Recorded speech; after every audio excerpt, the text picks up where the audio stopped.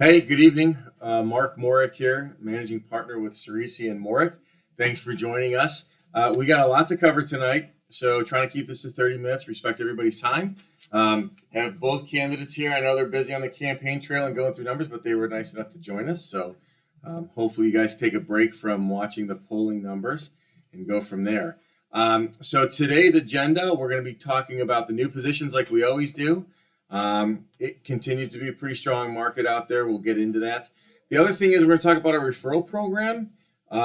We need people, hopefully, and I know you know people, so maybe this could be a win-win for us.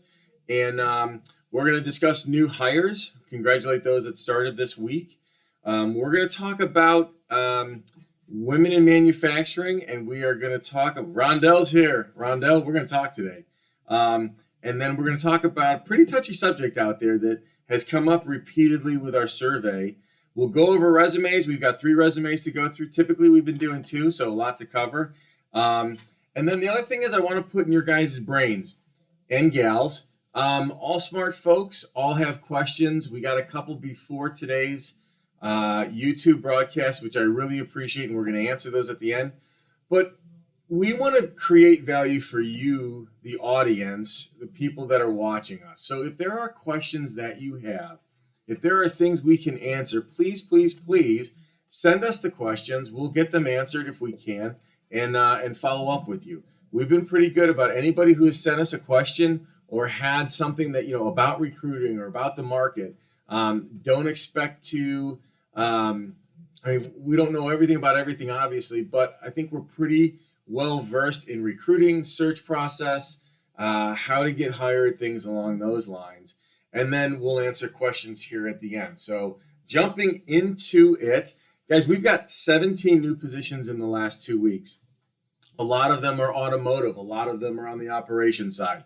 We have a couple of confidential ones. One of them is a continuous improvement manager in Grand Rapids, Michigan. So if you know anybody who does CI or OpEx or Lean Six Sigma, is open to Grand Rapids or living there, would love to talk to them. The other one is in northern Indiana. It's a confidential replacement for a vice president of engineering, somebody who understands both new product introduction as well as the manufacturing side of things. So if you know somebody with that background, I would love to talk to them. Which brings up our referral, which I will get to here in a second.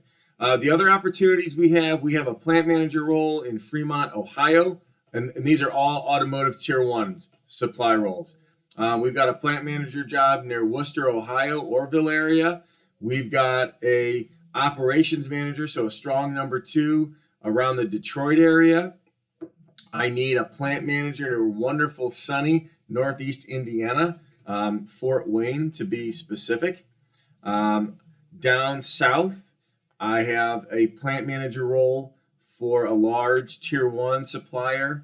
And guys, I know I'm going through these quickly.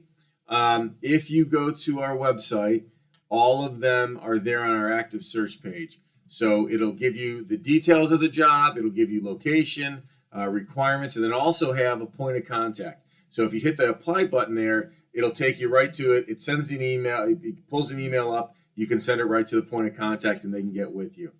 I need a strong ops manager for Detroit. Again, automotive tier 1. I need an ops manager, a strong number 2 for Madison, Mississippi. Another one that I have for a packaging client of ours in the wonderful, sunny, beautiful Pacific Northwest. I need a reliability manager, so non-automotive role, reliability role, somebody who can implement a basically continuous improvement for the maintenance side of things. Most of you ops guys and gals know what a reliability manager is. For here in the Cleveland area, Cleveland area, I need a vice president of human resources. Private equity owned company. They're looking for somebody that can head their human resources function. Aerospace, surprisingly, I know it's down, but we have a quality manager role for an aerospace client near St. Louis. And here's the awesome thing.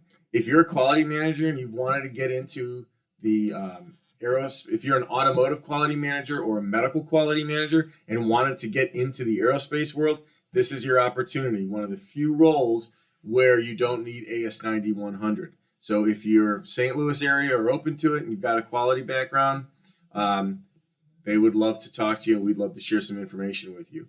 I need an injection molding plant manager for the Akron area. For also the Akron area, I need a director of supply chain, another private equity owned company that, so another Akron, Ohio area is where the injection molded plant manager is. Also in the Akron area, I need a director of supply chain for a private equity owned company. This role is going to be newly created. They're looking for somebody that can basically take some purchasing function, some materials functions, and then bring it all together for an S&OP type of a role. I also have a general manager for a private equity owned company. It's about a third of their business. They're looking for somebody who understands strategy, leadership, and can help them sell what's going on. I know, Rondell, injection molding. We're on it. That's what I said. I got to talk to you today. And then there's also, this is a new one for us as well. We've got a role. It's an e-commerce role. So we're actually going to be doing the intake call tomorrow with the chief marketing officer for the company, private equity owned. But anybody who's got that e-commerce piece, kind of branding, marketing, has dealt with, the Amazons of the world and stuff out there. Again, we would love to have that conversation. Carol, the GM role is not a fully, just so we're on the same page, it's not operations and sales. It's more sales focused, but that position is located in the Akron, Ohio area. If you want to chat about it, actually, it's my role. You can email me at mmorek@ceresiandmorek.com. So, and then finally, I need a human resource manager in the Chattanooga, Tennessee area. So I know I went through those kind of quick, folks, but again, all of this, except for that e-commerce role, and you can email me on that one, all of these roles are listed on our website. So manufacturing continues to be pretty strong.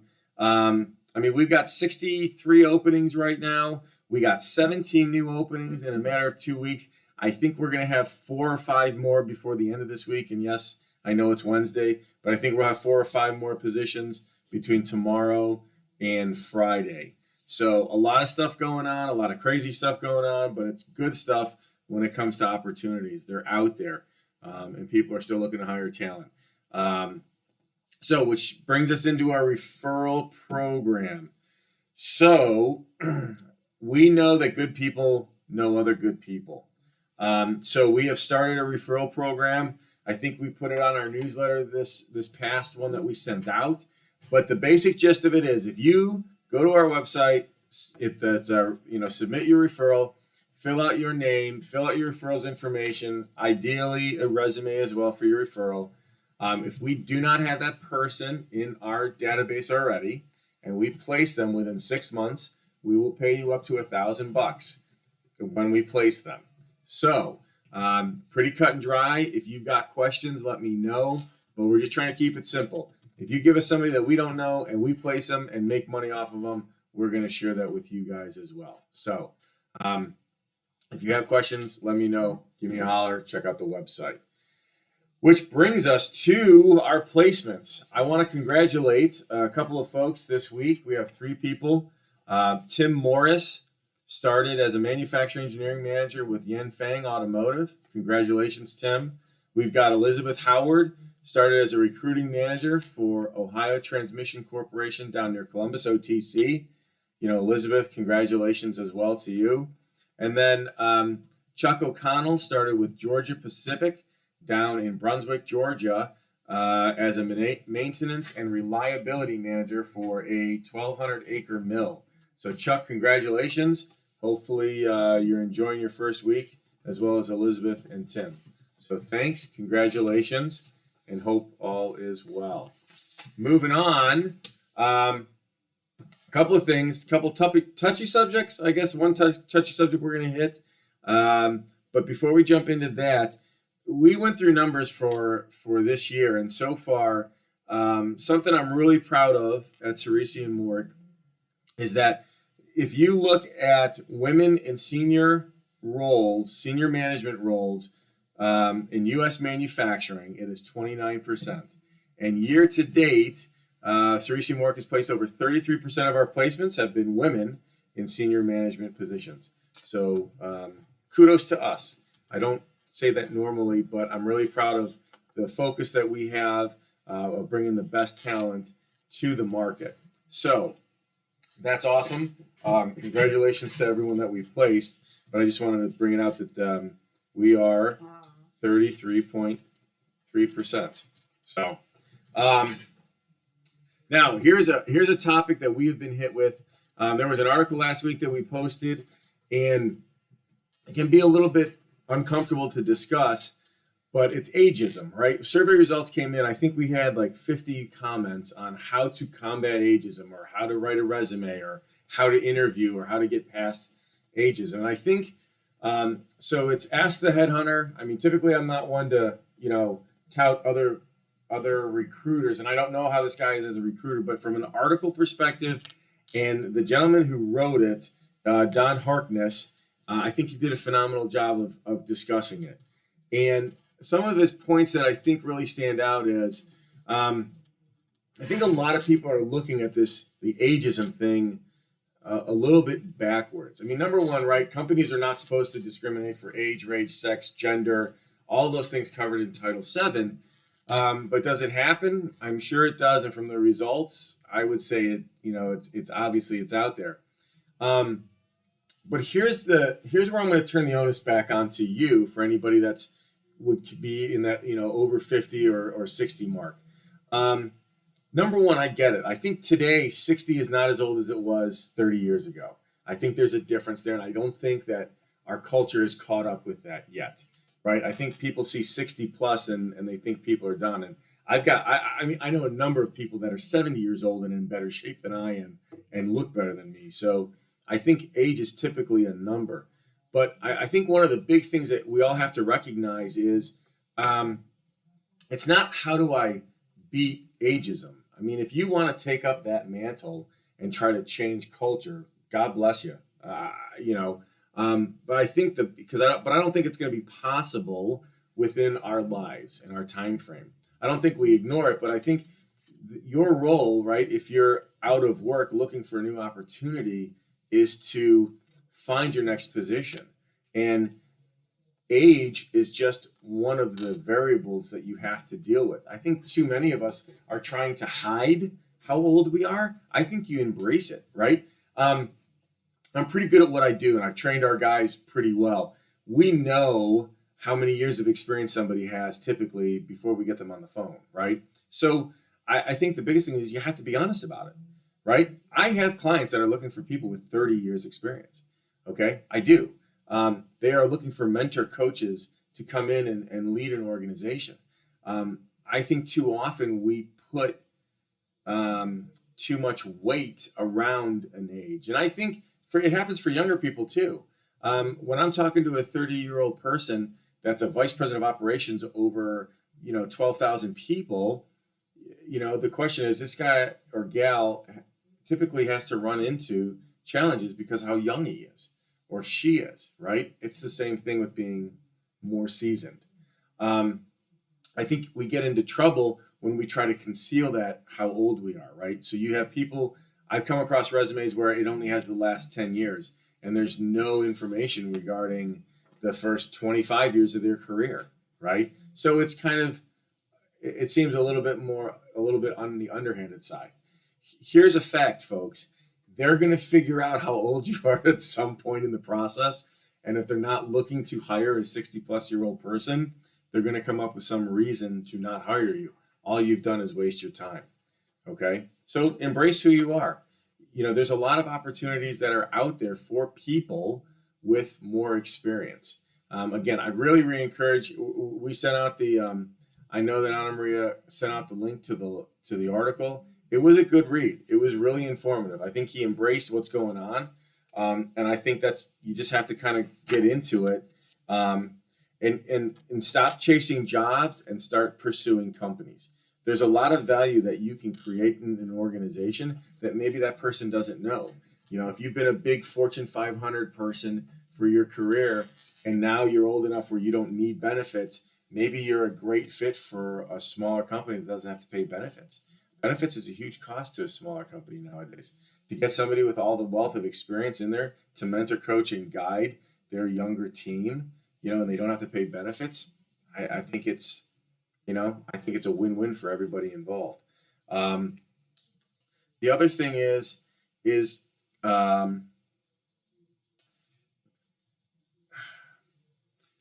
I already brought it up. I'm sorry, I had a blue screen there for a minute.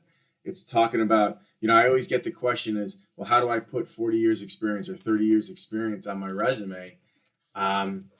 It's easy. You don't have to go into the level of detail. I think if you cover, 10, 15 years of experience in detail in the format that we've talked about, and we'll talk about it again here when we get into the resumes, and then you can put a line or two that says, hey, subsequent experience from 1980 through 1995 in these companies, and just list it out. It's a good, easy way to cover it.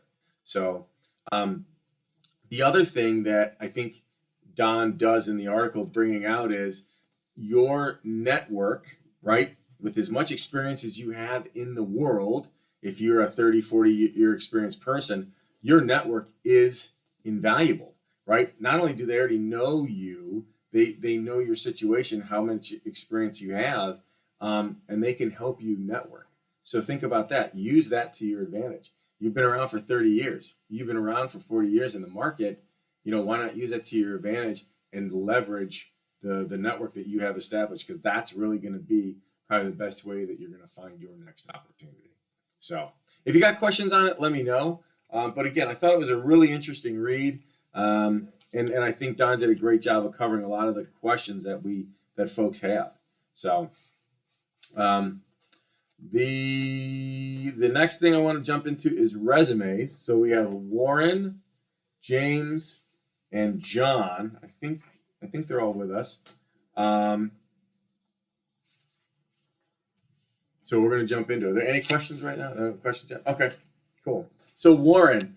Warren does a great job of, so he's got a special certification in within the supply chain realm, and he puts it up on his, across the top on his name, which I always recommend. It's like getting a PhD or a PMP or having a Six Sigma black belt. It's good to put it up there. It kind of draws attention to your name and your resume. The counterpoint to that is I've seen it where guys got a PhD, MBA, Lean Six Sigma black belt. I mean, literally, there are more. He's got like every letter of the alphabet across the top of his resume, and it just gets lost in translation. I think he does a good job. Warren, you do a good job of balancing that out. Your professional summary is a little bit long, and you have a core competencies. I don't know if you need both of them, and you got a lot of detail there. People are going to not want to read all of what you've done. You got a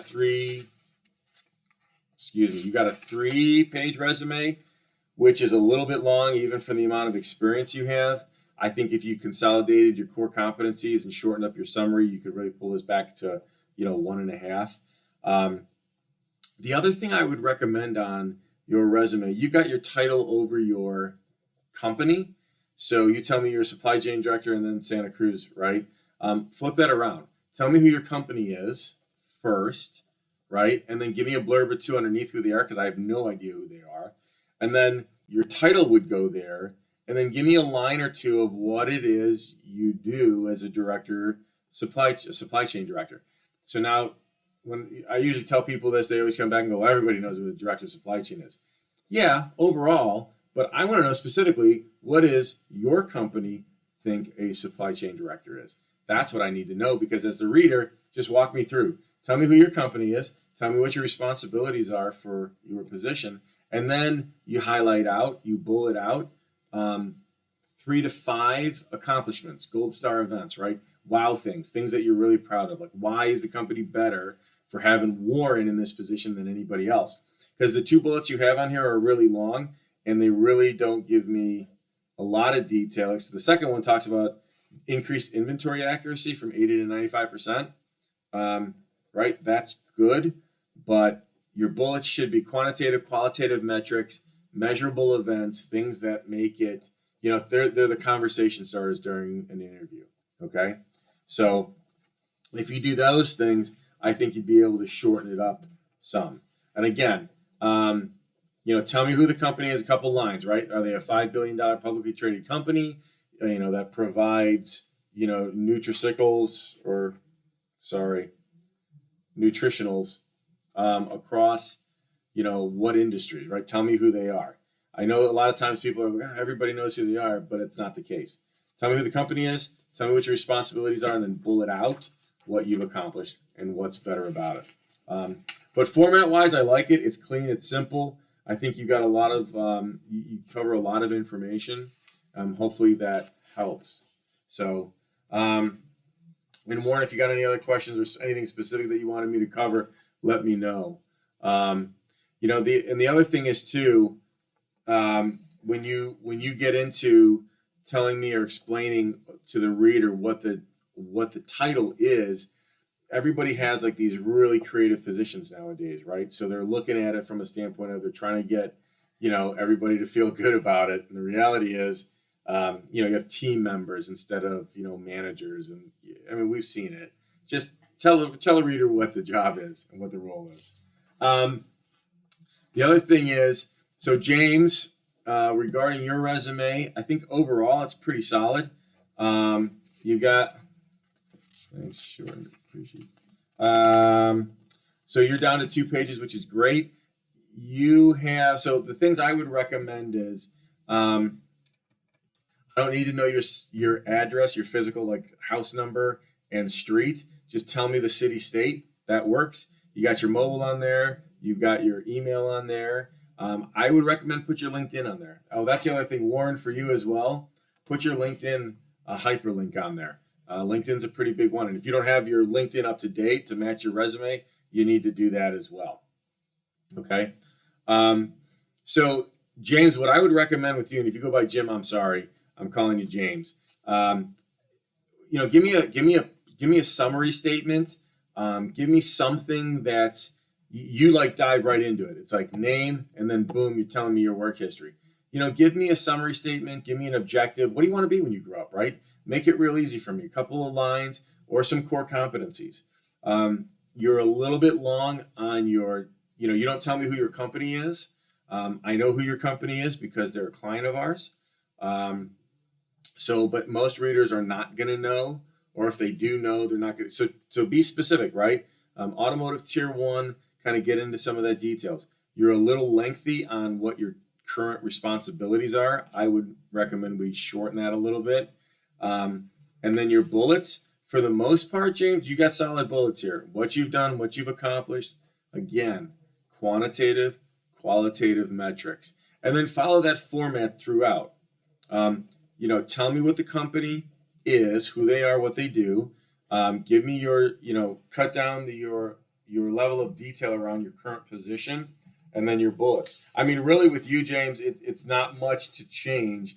If you shrink your description of your responsibilities down to like maybe 2 or 3 lines, maybe 4, and then you shorten your bullets because your bullets shouldn't be longer than 2 lines max. You're going to have plenty of room to add a summary statement or an objective statement, whichever you want, and maybe some core competencies in there as well. The other thing is too, you can shrink your name and kind of bring your top margin down a little bit. So hopefully, James, that helps. Again, if you've got any specific questions about it, then please send me an email and I'll try my best to answer them. And then guys, and I'm saying guys because it's literally 3 guys that we're doing the resumes for, when you update them and get like the latest and greatest, please send it to us so we can update your profiles as well. Okay. The next one, John. So John is a supply chain production guy, Morgan Advanced Materials. So same thing with you, John, if you're listening and you're out there, you tell me your house address. I would say take it off, that you don't need it. And the house address and your street address, just give me city, state. You've got the email, you've got the LinkedIn. There's a real easy way too that you can clean up what's displayed. So John, you've got HTTPS, like the whole rigmarole of stuff. You can actually clean that up so it would just say like LinkedIn, John, and then your last name, right? But same thing with you. You did the same thing. You've got your CPSM up there. That's awesome. You've got expertise and you've got kind of a summary statement. I would make your margins a little bit smaller, and I would kind of pick either an objective summary or a summary statement. You kind of got two things going on here. I would go with maybe a summary objective and then jump into professional experience. Again, something we've said in the past, Morgan Advanced Materials, tell me who they are, right? I mean, I know who they are because I know some of the guys at your company, but a lot of people aren't. So just give me a couple of blurbs: public, private, how big, regional, national, just kind of the who, what, when, where, why. And then production, your title right now, you've got your bullets of talking all about what your responsibilities are, right? So a couple of 3 to 5 lines underneath your title, what you're responsible for, and then bullet out what your accomplishments are. That's gonna be bang for your buck. Okay, so you've had nice progression. I mean, you've done well with them, and you're still there. Again, yours is. I think you'd take a half hour maybe, and you could reformat this stuff to be more in line, so it's easier for the reader to understand what it is you've done and who you've done it with. So, degree, German, skills, nice, professional membership. Yeah, everything else looks solid. I mean, you got a nice background. If you haven't talked to Joe Montero from my office, he does a lot of our supply chain guys. I know you've done production as well, but he might be a good guy for you to connect with. His contact information is on the website or LinkedIn. It's pretty simple. So again, John, I think overall solid. Couple of things I would recommend changing, and then you'd be good to go. So I think that's it. Are there any questions that we have that we can answer right now? Anything that come up? All right. So guys, listen, really appreciate those. Oh, hang on a second. I did have questions, Don. So hang on a second. Gotta run through these real quick. Sorry, we're running a little bit late. But so Victor, thank you very much for sending these in. Question is, should an applicant seeking an executive position send blind resumes to a posted position where there's no hiring contact? Well, Victor, I just want to make sure that we're on the same page. And if you're here, maybe you can clarify this.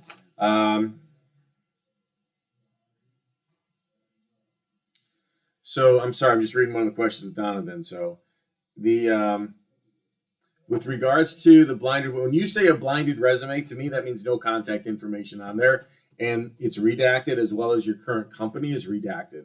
So if there's no hiring contact, I guess there's a lot more questions I have on this, but my overall answer would be no.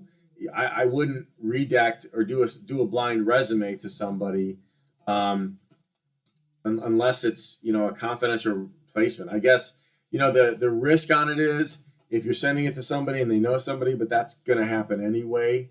With regards to that, even if it's an executive position, sending a blind resume, I mean, how are they going to get back in contact with you?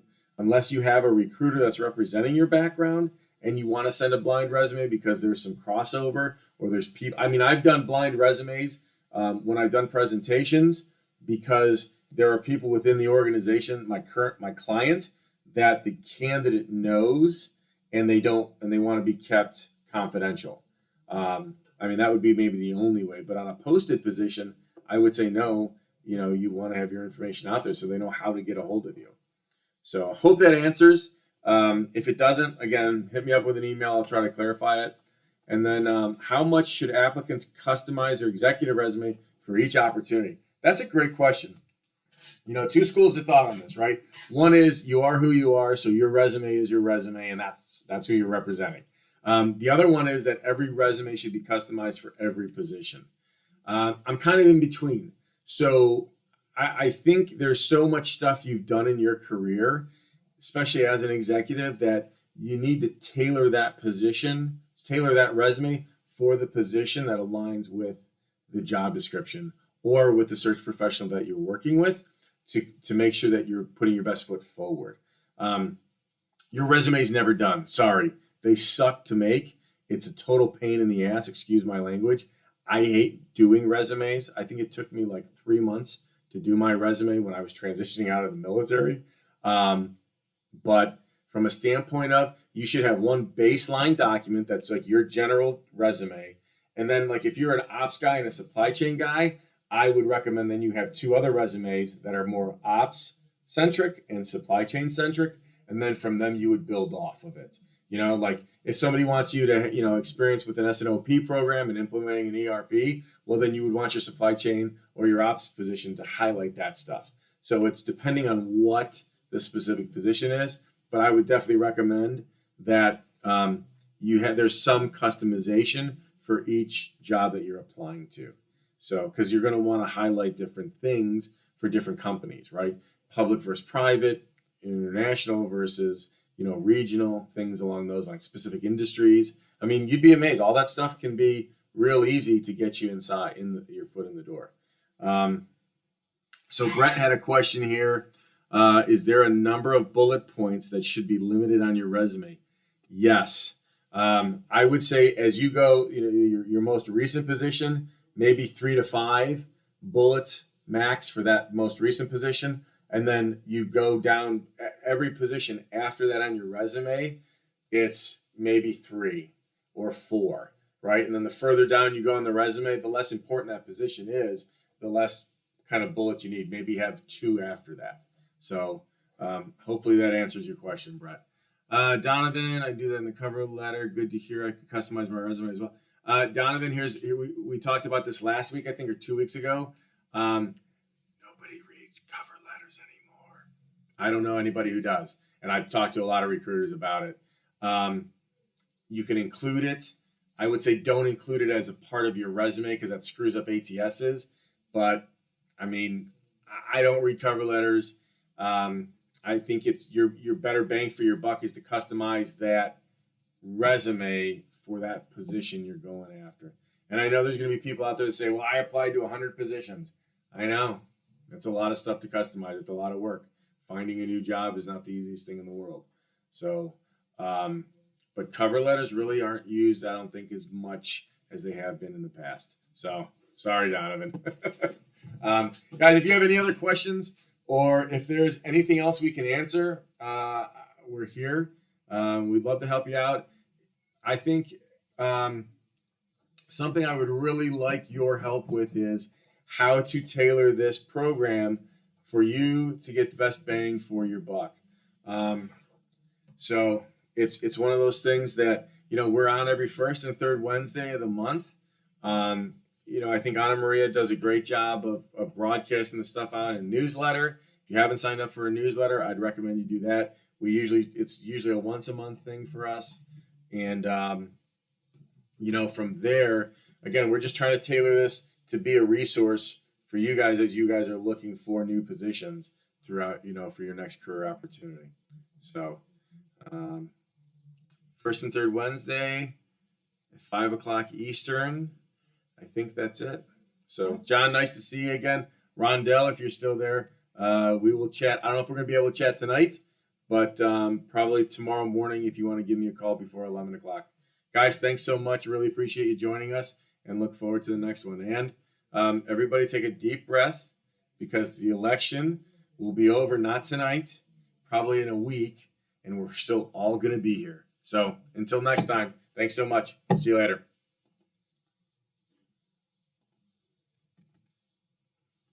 And we're out.